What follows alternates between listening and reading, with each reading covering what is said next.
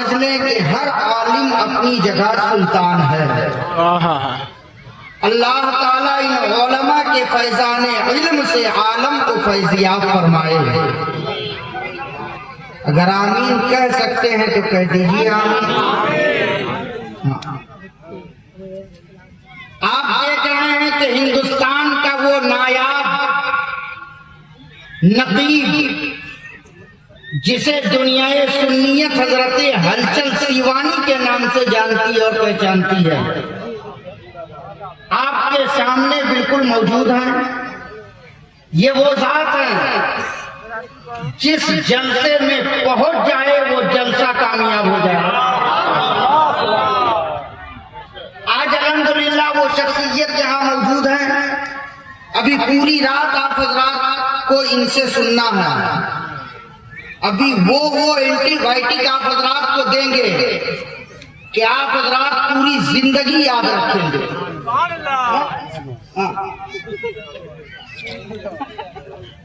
बेदार हैं आप हजरात? बेशक। सुनोगे? तैयार है सुनने के लिए? अगर तकलीफ ना हो, दिल गवाही दे तो मोहब्बत से कह दीजिए सुभान अल्लाह। अगर स्टेज में बैठे हुए उलमा अगर मुझे अपनी बिरादरी का समझे, अगर अपनी बिरादरी का समझे, तो अगर थोड़ा सा सपोर्ट अगर कर देंगे तो इंशाअल्लाह मैं इसमें बोलने में कामयाब हो जाऊंगा। शुरू करूं? अशार आप हजरात हजरत हलचल सीवानी साहब से सुनेंगे। आज किताब सुनिए।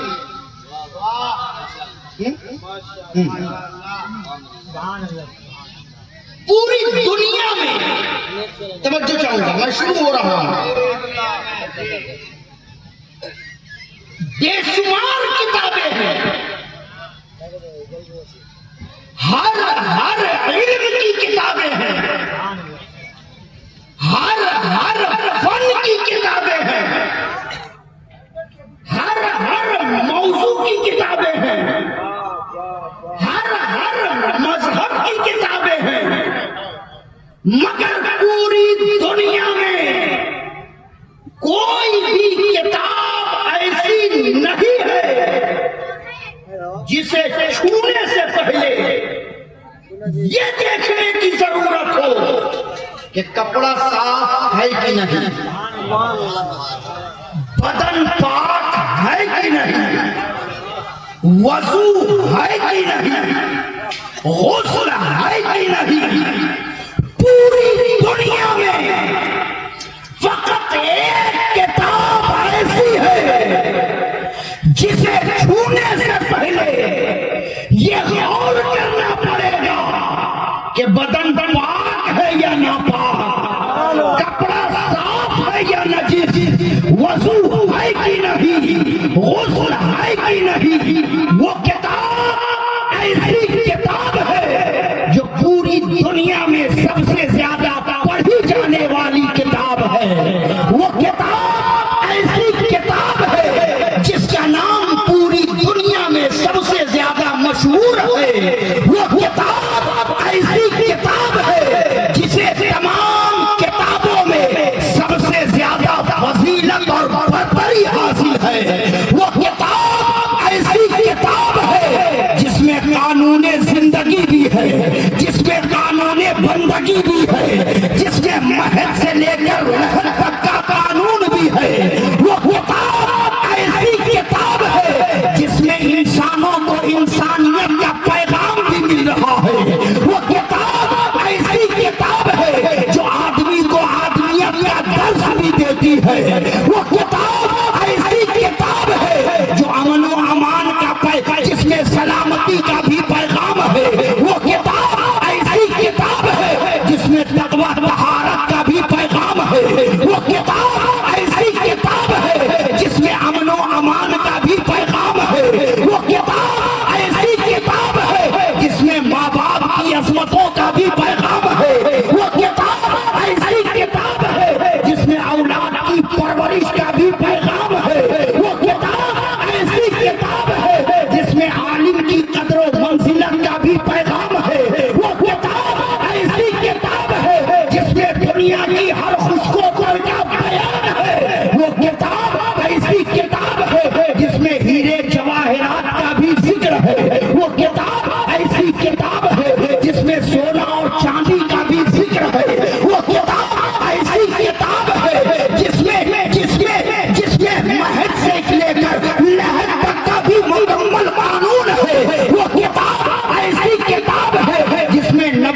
नबूवत का भी जिक्र है।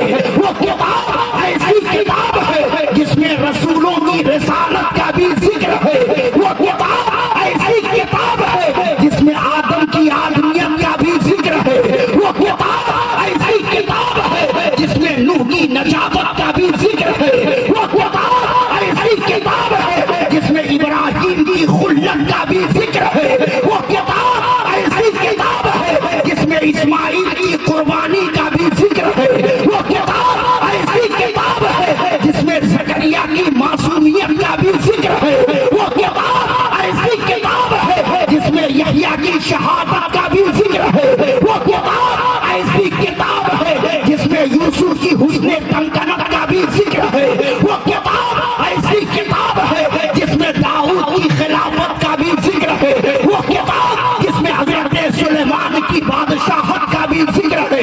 वो किताब जिसमें हजरत हारून की फसाहत का भी जिक्र है। वो किताब जिसमें मूसा के जलाल का भी जिक्र है। वो किताब जिसमें ईसा के कमाल का भी जिक्र है। वो किताब जिसमें सिद्दीक की सदाकत का भी जिक्र है। वो किताब जिसमें उमर की अदालत का भी जिक्र है। वो किताब जिसमें उस्मान की सखावत का भी जिक्र है। वो किताब जिसमें अली की शुजाअत का भी जिक्र है। वो किताब जिसमें अहले बैत की तहारत का भी जिक्र है। वो किताब जिसमें सैयदा फातिमा की पाकी का भी जिक्र है। वो किताब जिसमें हसनैन की अज़मतों का भी जिक्र है। वो किताब जिसमें गौसे आज़म की गौसियत का भी जिक्र है। वो किताब जिसमें गरीब नवाज की हाजियत का भी जिक्र है। वो किताब जिसमें वलियों की विलायत का भी जिक्र है। वो किताब ऐसी किताब है जिसे देखो तो सवाब है, जिसे पढ़ो तो सवाब है, जिसे सुनो तो सवाब है, जिसे चूमो तो सवाब है, जिसे सीने से लगाओ तो सवाब है, जिसे घर में रखो तो सवाब है। वो किताब कोई और किताब नहीं है, उसी किताब को कुरान कहा जाता है। नारे तकबीर, नारे तकबीर, नारे रिसालत, मसलके आला हजरत अल्लामा मौलाना इजहार हसन साहब किबला, हजरत अल्लामा मौलाना इजहार हसन किबला, नारे तकबीर। अब इनकी तवज्जो मचाओ। कुरान पढ़ने वाले कई तरह के होते हैं और कुरान पढ़ाने वाले भी कई तरह के होते हैं।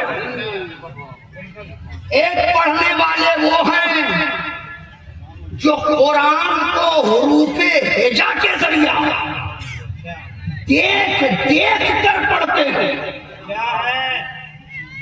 एक पढ़ने वाले वो हैं जो कुरान के पारों को, सूरतों को, मुकम्मल कुरान के 30 पारे को याद करके सीने में महफूज करने की कोशिश करते हैं।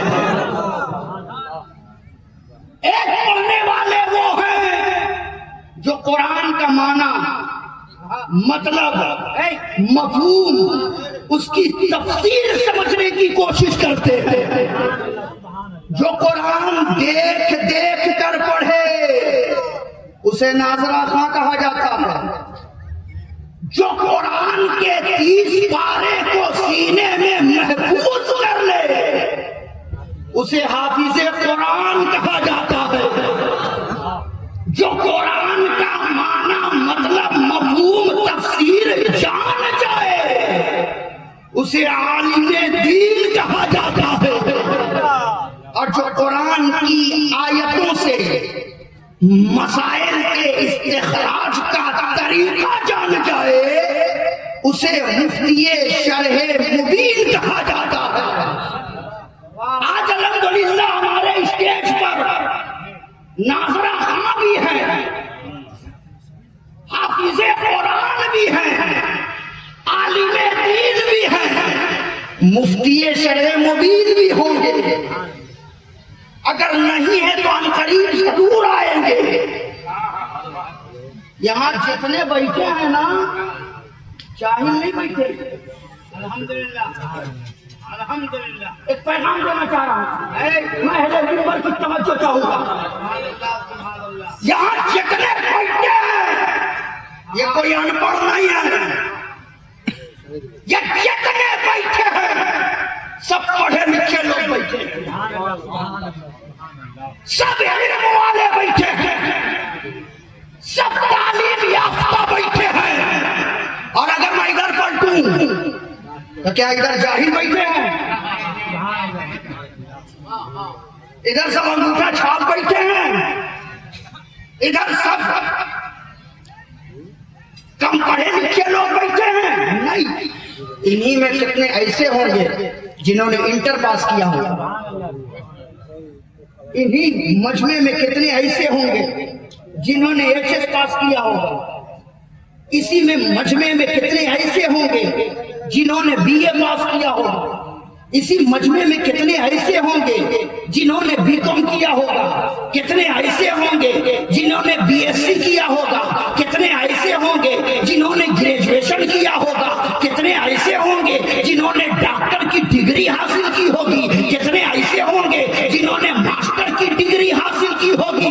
तवज्जो मैं चाहूंगा, इधर भी जितने बैठे हैं सब पढ़े लिखे लोग बैठे हैं, इधर भी जितने बैठे हैं सब पढ़े लिखे लोग बैठे हैं, लेकिन पूरे मजमे में आगे से लेकर पीछे तक, दाएं से लेकर बाएं तक इज़हार अशरफ का एक चैलेंज है। पूरे मजमे में कोई एक खड़ा होकर के मुझे बताए, मौलाना जो मैंने 10 क्लास में जो किताबें पढ़ी है वो किताब मुझे मुकम्मल ज़बानी याद है, 12 क्लास में मैंने जो किताब पढ़ी है वो किताब मुझे मुकम्मल ज़बानी याद है, बीकॉम में जो किताबें मैंने पढ़ी है वो किताब मुझे ज़बानी याद है, एचएस में मैंने जो किताब पढ़ी है वो किताब मुझे ज़बानी याद है, ग्रेजुएशन में जो किताबें मैंने पढ़ी है वो किताब मुझे मुकम्मल ज़बानी याद है।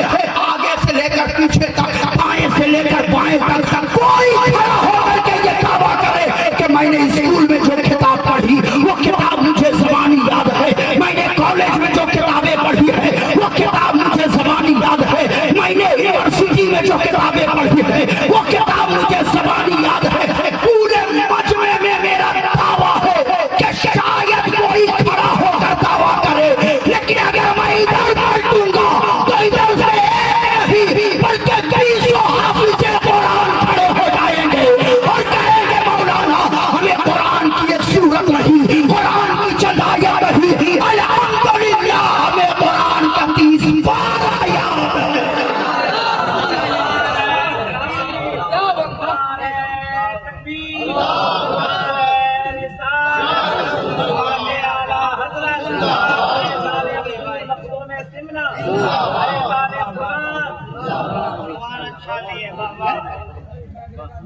आज इन मौलवियों को लोग समझते क्या क्या कहते हैं?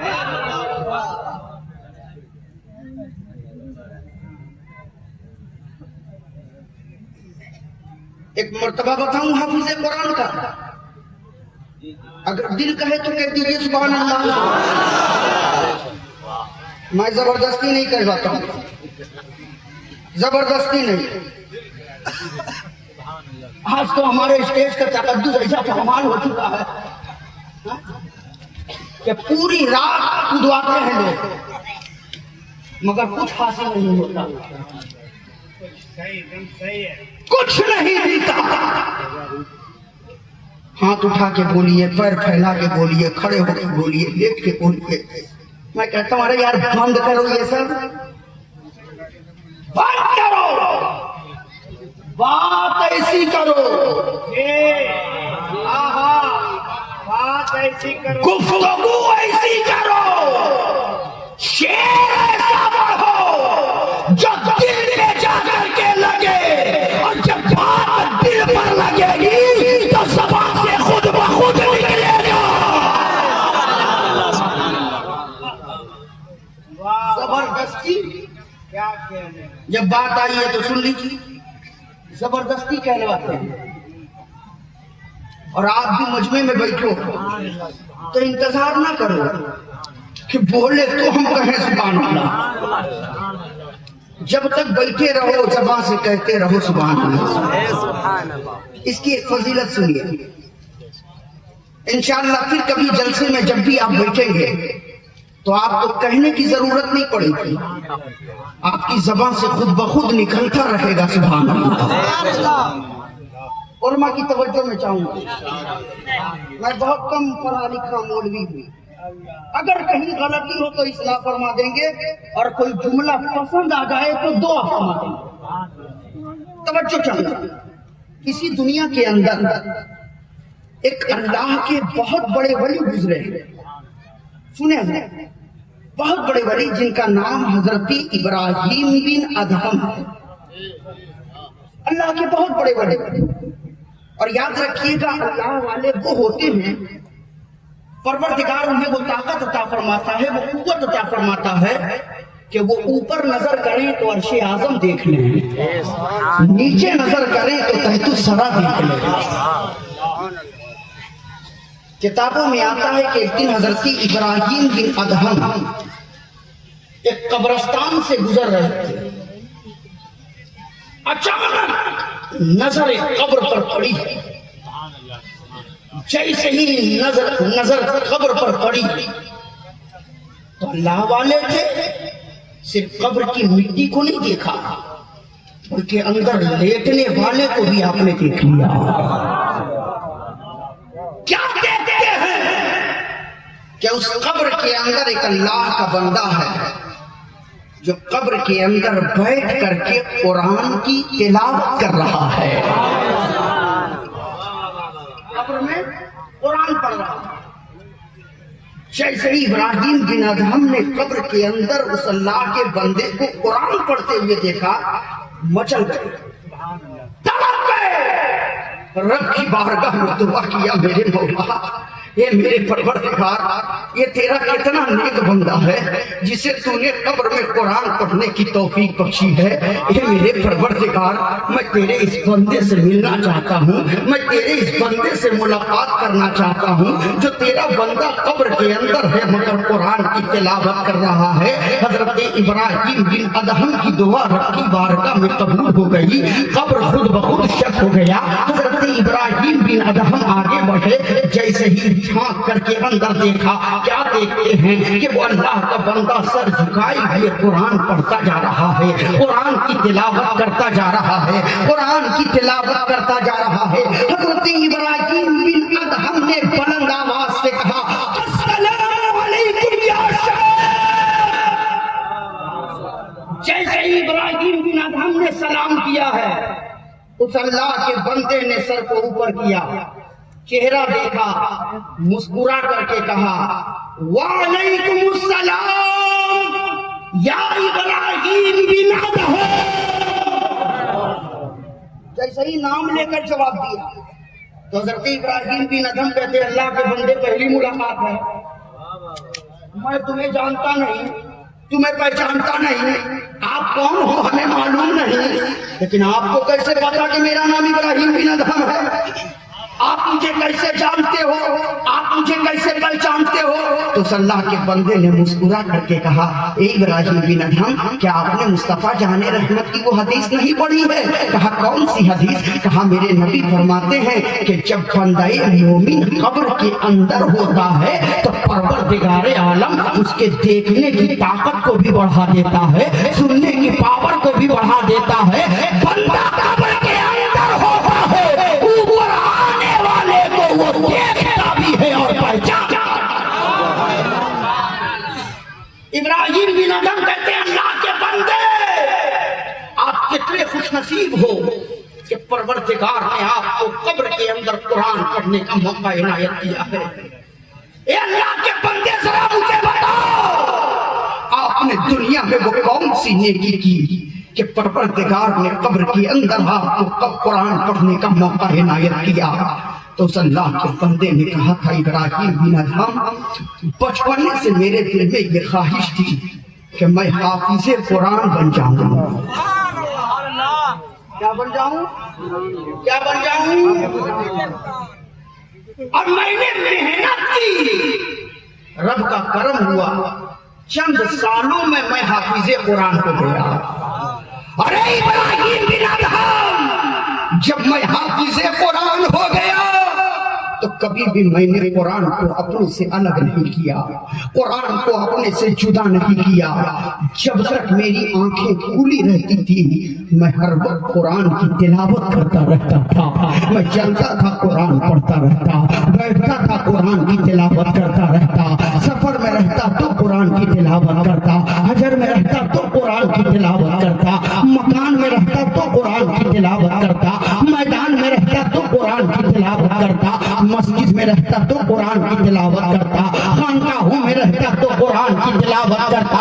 इब्राहिम बिन अदहम मैं हर वक्त, हर लम्हा, हर घड़ी कुरान की तिलावत करता रहता था और रब की बारगाह में ये दुआ करता रहता था, ए मेरे परवरदिगार, जिस तरीके से तूने मुझे दुनिया में कुरान पढ़ने की तौफीक बख्शी है, ए मेरे मौला, मेरी ख्वाहिश ये है, मेरी ख्वाहिश ये है कि जब मेरी रूह निकले तो मैं कुरान की तिलावत करता रहूं, मेरी रूह परवाज़ कर जाए, मैं कुरान पढ़ता रहूं, मेरी रूह निकल जाए।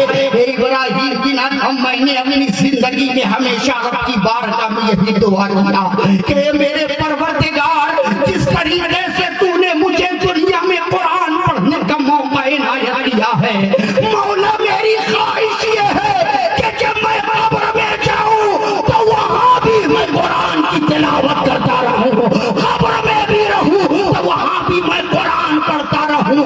इब्राहिम बिन अदहम, बस यही मेरी दुआ थी और जो रब ने कबूल कर ली। जब मेरी रूह निकली है तो मैं कुरान पढ़ रहा था, मेरी रूह निकल गई, कुरान की तिलावत कर रहा था, मेरी रूह बर्बाद कर गई। अरे इब्राहिम बिन अदहम, जब से मैं कब्र में आया हूँ उस वक्त से लेकर आज तक मैं कब्र के अंदर कुरान की तिलावत कर रहा हूँ। जैसे ही इब्राहिम बिन अदहम ने ये जुमला सुना, ये सुना, तड़प गए और तड़प करके कहते हैं सुभान अल्लाह। क्या कहा? क्या कहा? सुभान अल्लाह। क्या कहा? बुलंद आवाज से बोलो, क्या? आपकी आवाज पीछे तक पहुंच जाए। क्या कहा? अगर आवाज पहुंच गई है तो आप लोग भी बोल दो, क्या कहा? सुभान अल्लाह। सुभान अल्लाह। जैसे ही कहा सुभान अल्लाह, अब सुनिए, ईमान ताजा हो जाएगा। हम अपनी किस्मत पर जितना भी नाश करें कम है कि मेरे रब ने हमें और आपको दुनिया में सुभान अल्लाह कहने का मौका इनायत किया और हम जबरदस्ती ठेल ठेल करके कहते हैं बोलो सुभान अल्लाह। मोहब्बत से बोलो, अकीदत से बोलो, और इंशाअल्लाह आप कसीदत सुन लेंगे तो अब कभी खामोश नहीं बैठेंगे। जैसे ही इब्राहिम बिन अदहम ने कहा सुभान अल्लाह तो उस अल्लाह के बंदे ने कहा इब्राहिम बिन अदहम, जब से मैं कब्र में आया हूं ना, उस वक्त से लेकर आज तक कब्र के अंदर मैंने 70,000 मरतबा कुरान मुकम्मल कर लिया है। फिर इब्राहिम बिन अदहम तड़प करके कहते हैं, क्या कहा? बुलंद आवाज से क्या कहा? ताकि आपकी आवाज चेयरमैन तक पहुंचे। क्या कहा? सुभान अल्लाह। जैसे इब्राहिम बिन अदहम ने कहा हजरत सुभान अल्लाह, तो उस अल्लाह के बंदे ने कहा इब्राहिम बिन अदहम, जो एक मरतबा सुभान अल्लाह आपने कहा है ना, वो मुझे दे दो। जो एक मरतबा सुभान अल्लाह आपने कहा है ना, वो मुझे दे दो। और कब्र के अंदर जो मैंने 70,000 मरतबा कुरान की तिलावत की है, वो आप ले लो। एक मरतबा जो आपने कहा वो मुझे दे दो। कब्र में जो मैंने 70,000 मरतबा कुरान मुकम्मल किया है, वो आप ले लो। इब्राहिम बिन अदहम कहते अल्लाह के बंदे, ये कैसा सौदा? कुरान के अंदर लफ्ज़ सुभान अल्लाह तुमने न जाने कितने मकामात पर पढ़ा होगा। कहीं सुभान अल्लाह अम्मा युशरिकून पढ़ा होगा, कहीं सुभान रब्बिका रब्बिल इज्जति अम्मा यसिफून पढ़ा होगा, कहीं सुभान अल्लज़ी असरा पढ़ा होगा, कहीं सुभान अल्लाह भी पढ़ा है, कहीं लफ्ज़ सुभान भी तूने पढ़ा है। तुमने न जाने कितने मकामात पर कुरान में तूने सुभान और लफ्ज़ सुभान अल्लाह पढ़ा है। और मैंने एक मरतबा सुभान अल्लाह कहा, वो तुम लेना चाह रहे हो। और जो कब्र के अंदर तूने 70,000 मरतबा कुरान की तिलावत की है, वो तुम मुझे देना चाह रहे हो। वो मामला क्या है? बाबा है। जवाब सुनो, इंशाअल्लाह ईमान ताज़ा हो जाएगा। उस अल्लाह के बंदे ने कहा था, हे इब्राहिम बिन अदहम, दुनिया में एक मरतबा सुभान अल्लाह कहने से जितनी बरकतें मिलती है, जितनी रहमतों का नुज़ूल होता है, कब्र में 70,000 मरतबा कुरान खत्म करने पर भी वो बरकतें नहीं मिलती है, वो रहमतें अपनी किस्मत पर नाज करो कि हम महफिलों में बैठ करके कहते हैं क्या कहते हैं? सुभान अल्लाह सुभान अल्लाह। दिन भर अल्लाह का नाम लो ना लो कोई गारंटी नहीं। सुभान अल्लाह।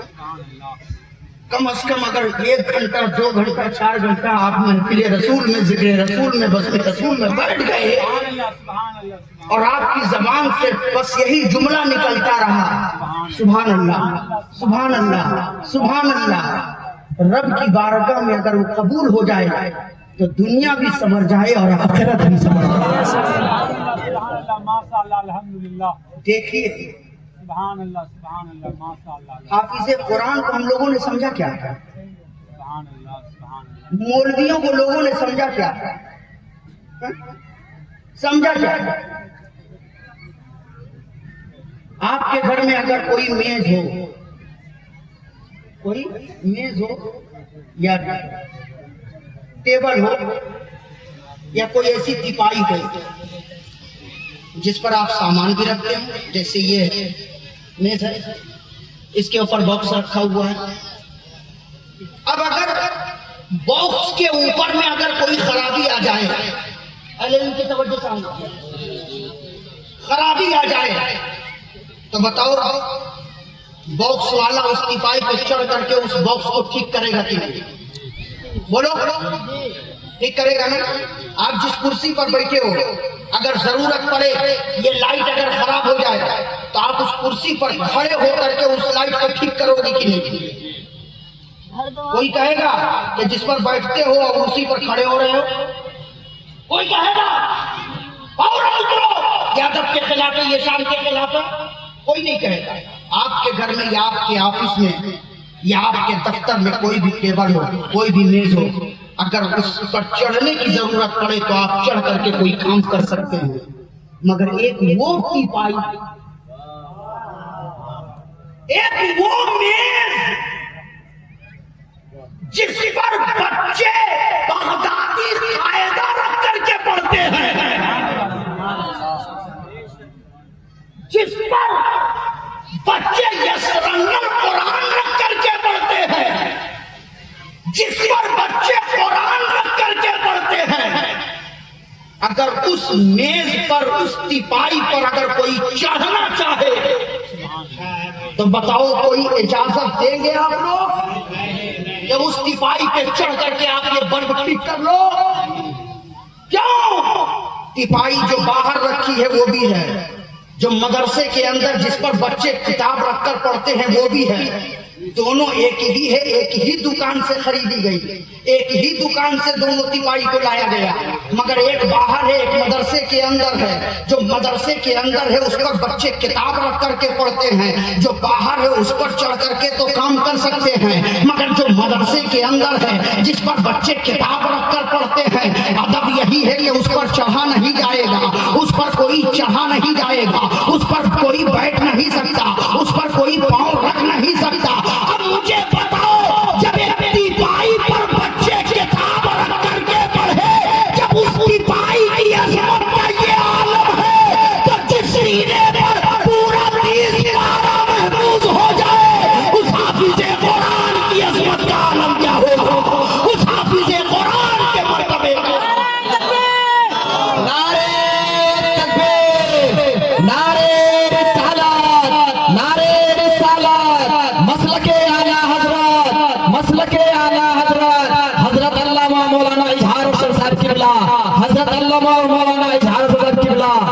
नारे तकबीर। बहुत अच्छे। दुनिया में बावर्ची बहुत है, ऐसे ऐसे बावर्ची हैं कि ऐसा खाना बना दें कि हम उंगली चाटते रह जाएं मगर लज्जत खत्म ना हो। ऐसे ऐसे बावर्ची हैं दुनिया में। मगर एक वो बावर्ची जो मदरसे में जली रोटी बनाता है, क्या एक वो बावर्ची जो मदरसे में ऐसी दाल बनाता है कि हमारे मदरसे के तलबा कहते हैं कि इससे वजू जायज हो जाए। क्या कहने खिचड़ी। ऐसी चावल कि हलक के नीचे आपको अगर दे दिया जाए तो हलक के नीचे ना उतरे। वो बावर्ची हजरत अल्लामा शेख अब्दुल हक मुहद्दिस देहलवी फरमाते हैं कि मदरसे में तलबा उलमा के लिए खाना बनाने वाला बावर्ची दुनिया के तमाम बावर्चियों से अफजल है। तलबा के लिए खाना बनाने वाला बावर्ची क्या कहने दुनिया के तमाम बावर्चियों से अफजल है। आपने समझा क्या है? उलमा की इज्जत का पता नहीं। आपने समझा क्या है? क्या कहने लोग सीधे कहते हैं मौलवी अपने बच्चों को पढ़ा करके मौलवी बना के करेंगे, पढ़ लिख लेगा तो वो खाली रसीद लेकर के घूमेगा, पढ़ लिख लेगा तो चंदा करेगा। जितनी शान के साथ, जितनी आन के साथ, जितने वकार के साथ, जितना अच्छा अच्छा खाना मौलवियों की किस्मत में है, आप सोचते रह जाओ। एक मुर्गी एक मुसल्लम था। और अच्छा खाना पीना भी अच्छे किस्मत वालों के ही किस्मत में अल्लाह ने रखा है। मैं तो अपने यहाँ अपने मुक्तदियों को हमेशा कहता हूँ, हमेशा आप ही का खाता हूँ मगर आपसे अच्छा खाता हूँ। नारे तकबीर। नारे रिसालत। आपका खाता है, आपका अच्छा है। ये जुमला अच्छा है। समझे क्या? समझे क्या? लेकिन एक पैगाम मैं देना चाहूँगा। आज जलसे में आए हो तो एक पैगाम लेकर के जाओ, एक पैगाम लेकर के जाओ। आज हालात ये हो गए हजरत, सबको चाहे ऊपर का हो चाहे नीचे का, इसमें कोई दूर नहीं है, सब इसी में लपेटे में आ गए सब, चाहे कोई भी, सबको सिर्फ इसको दाम को भर दे। सब चाहे माल हो चाहे जैसा हो, माल हो चाहे जहाँ का हो, माल हो चाहे जिधर का हो, झूठ का हो या सच का हो, बस इसको दाम को भरना। हक का हो या नाहक का हो, बस इसको दाम को भरना। जायज हो या नाजायज हो, इसको दाम को भरना। हलाल हो या हराम हो, बस इसको दाम को भरना। आज हर एक को फिक्र यही है। हालात ऐसे हो गए हैं कि पढ़े लिखे लोग हैं मगर दुनिया के पीछे इस तरीके से भाग रहे हैं कि उन्हें अपने रब की जात पर भी भरोसा नहीं रहा। इस तरीके से इसमें सारे लोग हैं, अपनी बिरादरी के भी लोग, सब लोग इस लपेटे में आ रहे हैं। कोई बड़ी नहीं, कोई बड़ी नहीं है। लेकिन एक पैगाम मैं देना चाहूंगा, जिस रब को आज हम और आप भूल गए हैं ना, वो परवरदिगार अपने बंदों को हमेशा याद किया है और कर रहा है, करता रहेगा।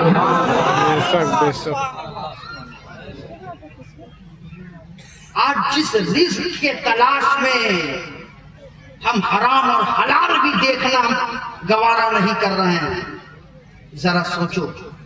आज तो हालात ये हजरत, एक साहब को मैंने मुझसे गलती हो गई, मुझसे गलती हो गई तो मैंने कह दिया अरे भैया कब तक दुनियादारी करोगे, नमाज पढ़ दो, कभी तो मस्जिद में आ जाओ। हाँ जी, गलती हो गई उसके सामने और पलट करके कहता है मौलाना आप लोगों को क्या पता कि दुनिया हासिल करने के लिए कितनी मेहनत करनी पड़ती है। आप लोग पूरी जिंदगी मस्जिद के गेट पर लटक के मर जाओगे, मस्जिद के गेट पर लटक के मर जाओगे। आप लोग को क्या पता, अगर नमाजी पढ़ेंगे तो हमारे बच्चों का ख्याल कौन रखेगा, नमाजी पढ़ेंगे तो हमारा कारोबार कौन देखेगा, नमाजी पढ़ेंगे तो हमारी फैक्ट्री कौन चलाएगा। ये हालात है। मैंने कहा अल्लाह तेरा शुक्र है कि कम से कम जो न मानने वाले हैं ये तो मान लिए हैं कि हम तेरे ही दरवाजे पर लटके हुए हैं।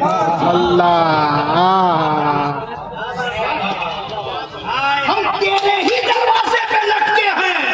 अरे मेरे मौला पूरी जिंदगी अपने घर के दरवाजे पर लटकाए रखना, रूह भी निकले तो तेरे ही घर के दरवाजे पे लटकते लटकते रूह निकलेगी।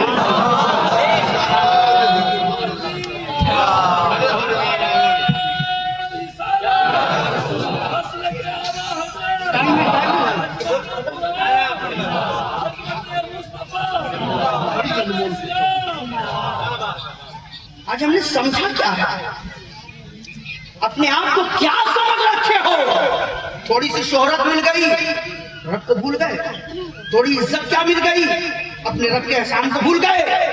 थोड़ा सा इल्म क्या आ गया, अपने रब के दिए हुए एहसानात को भूल गए। परवरदिगार ने कहा तुझे बड़ा नाज है, बड़ा गुरूर है, जरा अपनी जिंदगी की गियर पीछे लगा अपनी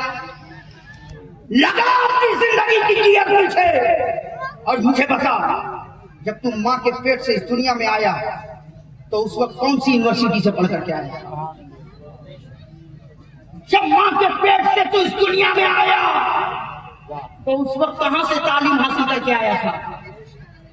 तेरे पास हाथ थे मगर इस हाथ से इशारा करके बुलाने की भी ताकत तेरे पास नहीं थी। पांव तो थे मगर इस पांव से चलने की भी ताकत तेरे पास नहीं थी। जबान थी मगर इस जबान से बोलने की भी ताकत तेरे पास नहीं थी। आज हिम्मत आ गई, ताकत आ गई, दौलत मिल गई तो तू अपने रब के एहसान को भूल गया। जरा मुझे बता, जब तू माँ के पेट से इस दुनिया में आया था तो उस वक्त ये सबक तुझे किसने सिखा करके भेजा था? उस वक्त तुझे ये सबक किसने सिखाया था कि तुझे भूख लगे तो तुझे क्या करना है, तुझे प्यास लगे तो तुझे क्या करना है? आज तू अपने रब के एहसानात को भूल गया। याद कर मेरे बंदे, जब तू बोल नहीं सकता था तो उस वक्त मैंने तुझे सिखा करके भेजा था कि जब तुझे भूख लगे, प्यास लगे तो रोना तेरा काम है, तेरी माँ को बेकरार करके तुझ तक पहुंचाना मेरा।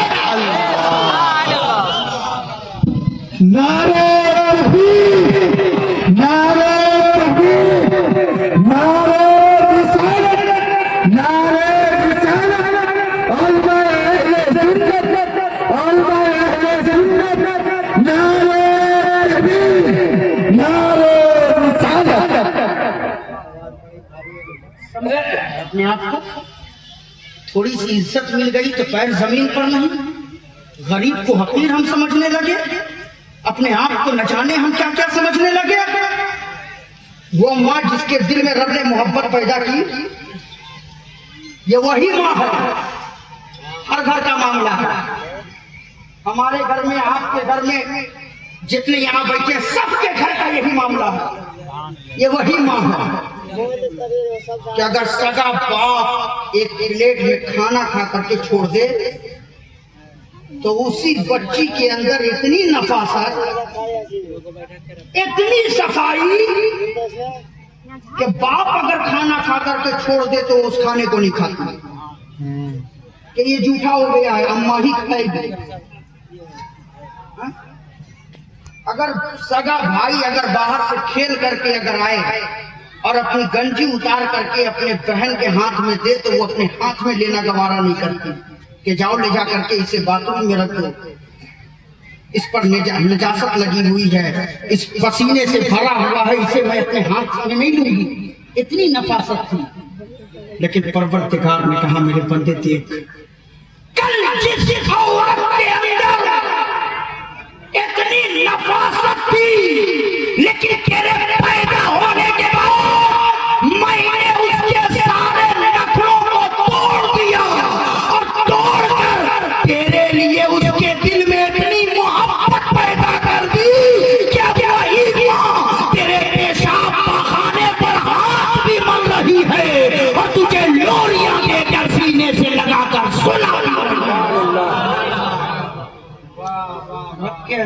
को हम भूल गए। मेरे रब ने अपने बंदों को कभी तन्हा नहीं छोड़ा। बेशक। बस आखिरी बात सुनिए, अगर बातें फैलेंगी तो बहुत सारी बातें निकलेंगी, लेकिन कई उलमा का खिताब भी होना है, इसलिए आखिरी बात सुनिए, उलमा की तवज्जो चाहूंगा। परवरदिगार ने कहा मेरे बंदे जरा गौर कर, आज तू दुनिया के पीछे भाग रहा है, दौलत के पीछे भाग रहा है, रिस्क के पीछे भाग रहा है, पेट को पालने के लिए भाग रहा है, अपने रब को भूल गया। जरा सोच, जब हम माँ के पेट में थे, जब माँ के पेट में हमें खुराक की जरूरत पड़ी, तो क्या बाहर से किसी ने इंतजाम किया अंदर तक खुराक पहुंचाने के लिए? पानी पहुंचाने के लिए क्या बाहर से इंतजाम किया गया? रब ने कहा मेरे बंदे, जब माँ के पेट में तुझे खाने की जरूरत पड़ी ना, तो माँ के पेट के अंदर खुराक का इंतजाम मैंने किया। माँ के पेट में परवरदिगार आलम ने एक नारी लगा दी, एक तार लगा दिया, एक कनेक्शन जोड़ दिया। अब माँ जो कुछ खा रही है वही गिज़ा हमारी खुराक बन रही है। बच्चा 9 महीना तक माँ के पेट में खाता पीता रहता है, जिंदा रहता है। अगर तकलीफ ना हो तो कह दीजिए सुभान अल्लाह। 9 महीना जिंदा रहता है, और 9 महीना के बाद जब बच्चा इस दुनिया में आता है, तो जैसे ही दुनिया में आता है, मैं उलमा की तवज्जो चाहूंगा, जैसे ही दुनिया में आता है, आते ही दाई उस नारी को काट देती है, उस कनेक्शन को काट देती है जहां से बच्चे के लिए खुराक का इंतजाम हो रहा था। जैसे ही नारी कटता है, बच्चा रोता है, चीखता है, चिल्लाता है, वो यही समझता है मेरे रिस्क का दरवाजा तो यही था, मेरे लिए खाना तो यहीं से आ रहा था, मेरे लिए रिस्क तो यहीं से आ रहा था। अब वो रास्ता काट दिया गया है, अब वो दरवाजा बंद कर दिया गया है, अब उस दरवाजे को मुनक़ते कर दिया गया है। अब मैं जिंदा कैसे रहूंगा, अब मैं जिंदा कैसे रहूंगा? बच्चा रोता है, चीखता है, चिल्लाता है, आवाज आती है मेरे बंदे, तेरा राज़िक़ तेरी माँ का पेट नहीं है, बल्कि तेरा राज़िक़ तेरा परवरदिगार है।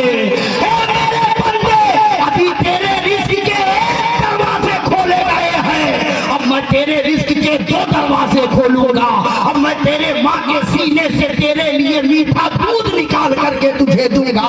तुझे गर्मी के दिनों में बर्फ डाल के ठंडा करने की जरूरत नहीं पड़ेगी, बल्कि गर्मी के दिनों में मैं तुझे तेरे माँ के सीने से ठंडा दूध निकाल करके दूंगा।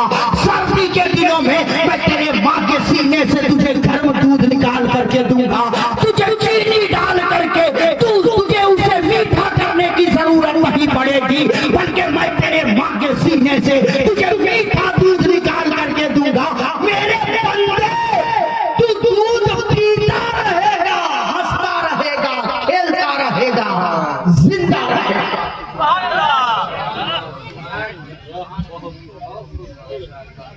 बैठ जाइए आप। हजरत नदीम रजा फैजी साहब, क़यामत हो गई है, सुनेंगे? बोलिए ना, आप लोग इनको सुनेंगे? मैं छोड़ दूं माइक? छोड़ दूं? जो आज दे रहा हूं ना, बोलिए बोलिए। अगर दिल में बैठ गया तो इंशाअल्लाह रहमान हमेशा याद करते रहोगे। सुनिए उलमा की तवज्जो। 2 साल के बाद माँ बच्चे का दूध छुड़ा देती है, 2 साल के बाद। और जैसे ही दूध छूटता है, फिर बच्चा रोता है, फिर बच्चा चीखता है, चिल्लाता है। वो यही समझता है मेरे रिस्क का दरवाजा तो यही था, अब ये बंद हो गया, मैं जिंदा कैसे रहूंगा? आवाज आती है मेरे बंदे, जब तू माँ के पेट में था तो मैंने तेरे रिस्क के 1 दरवाजे खोले, जब तू इस दुनिया में आया तो मैंने तेरे रिस्क के 2 दरवाजे खोले। आज वो 2 दरवाजे भी बंद हो गए हैं। मेरे बंदे अब परेशान ना हो, अब मैं तेरे रिस्क के 4 दरवाजे खोलूंगा। मैं तेरे रिस्क के 4 दरवाजे खोलूंगा। अब मैं तुझे जमीन से सब्जियां उगा करके तुझे रिस्क दूंगा, आसमान से बारिशें बरसाकर तुझे रिस्क दूंगा, निजामे कायनात चलाकर तुझे रिस्क दूंगा, चंदो सूरज को तेरे ताबे करके तुझे रिस्क दूंगा। मेरे बंदे, ये तेरे रब का वादा है, जब तक तेरी सांसें चलती रहेगी मैं तुझे रिस्क देता रहूंगा। और जब रिस्क मुकम्मल हो जाता है तो हजरत इजराइल आ जाता है, तो रूह परवास हो जाती है। हम और आप यही कहते हैं ना, इसका दाना इतना ही लिखा था, आज खत्म हो गया, दुनिया से चला गया, दुनिया से चला गया। अब उलमा की तवज्जो में चाहूंगा, अगर इजहार शर्त ये जुमला पसंद आ जाए तो दुआ दे दीजिएगा, दुआ दे दीजिएगा। परवरदिगार ने कहा, मेरे बंदे, जब तू माँ के पेट में था तो मैंने तेरे रिस्क के 1 दरवाजे खोले, जब तू माँ के पेट से इस दुनिया में आया तो मैंने तेरे रिस्क के 2 दरवाजे खोले, वो 2 दरवाजे बंद हुए तो मैंने तेरे रिस्क के 4 दरवाजे खोले। ऐ मेरे बंदे, आज तेरे रिस्क के वो 4 दरवाजे भी बंद हो गए हैं। अगर तूने अपनी जिंदगी मेरे महबूब के तरीके के मुताबिक गुजारी है, अगर तूने अपनी जिंदगी मुस्तफा जाने रहमत की सुन्नतों के मुताबिक गुजारी है, अगर तूने मेरी जिंदगी, अगर तूने अपनी जिंदगी अल्लाह और उसके रसूल के अहकामात के मुताबिक गुजारी है, अगर तूने अपनी जिंदगी मुस्तफा जाने रहमत की सीरत के मुताबिक गुजारी है, तो मेरे बंदे, अभी तेरे रिस्क के 4 दरवाजे बंद हुए हैं। अब आ तो सही, मैं तेरे लिए जन्नत के 8 दरवाजों को खोल दूंगा। ये मेरे परवरदिगार का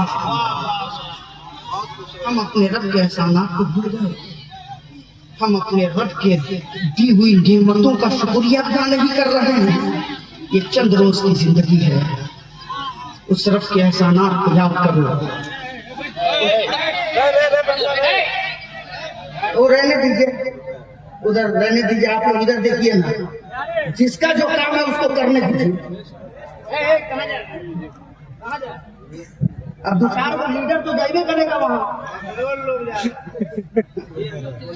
जिसका जो काम है वो करने दीजिए। बहुत देर मेरी गुफ्तगू हो गई, बहुत सारे खुतबा हैं, लंबी फहरिस्त है, दस्तार बंदी भी होनी है, लंबी फहरिस्त है। शम्स कलकत्तवी भी बैठे हैं, हजरत नदीम रजा फैजी भी बैठे हैं, हजरत अल्लामा आशिक हुसैन चिश्ती भी करीब तशरीफ लाएंगे, हजरत अल्लामा शकील साहब किबला भी तशरीफ लाएंगे।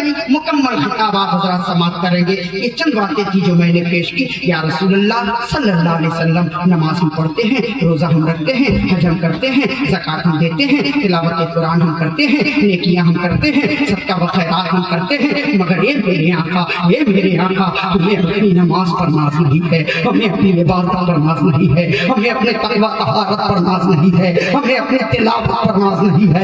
या रसूल अल्लाह, अपना तो आलम ये है, न नाज पर, न तकवा पर, न ज़ुहद व इत्तका पर है। हमारा नाज जो कुछ है मोहम्मद मुस्तफा पर है। प्यारे हबीब को पुकार, प्यारे नबी का नाम लो, दामन मुस्तफा में आ पाए रसूल थाम लो। वमा अलैना इल्ला बलाग। अस्सलाम वालेकुम। वालेकुम अस्सलाम।